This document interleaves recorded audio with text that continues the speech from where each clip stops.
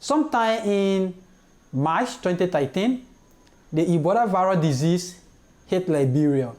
I was in the position of doing advocacy. I was advocating on behalf of healthcare providers in general to the international community to provide personal protective equipment for healthcare providers to be protected while they are providing care to the patients. I was also advocating to the international community to provide incentives and better compensation for those healthcare providers who are risking their lives on catering to the Ebola patients.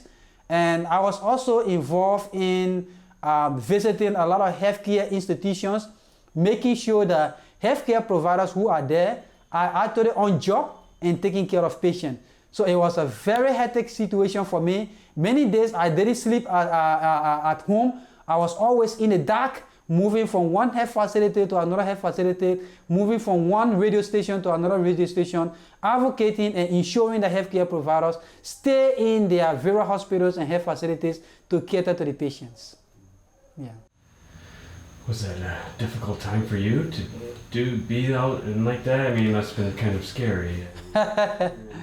Yeah, the difficult time for me actually when I served as the president of the Physician Assistant Association was that on many occasions, numerous occasions, my colleagues were calling me that they were not getting their salaries.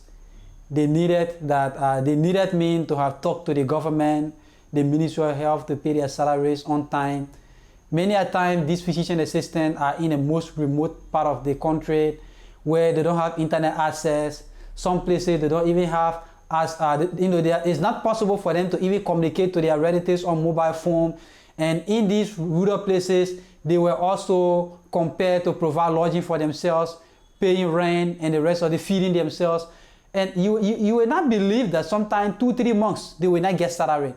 So they were actually stranded. My lines were always hard. People calling, Jerry, you need to talk for us. We are stranded. There is no food. There is no money to pay our rent. We need to see the patients. There is no drugs in the health facilities. And it was a very hectic situation.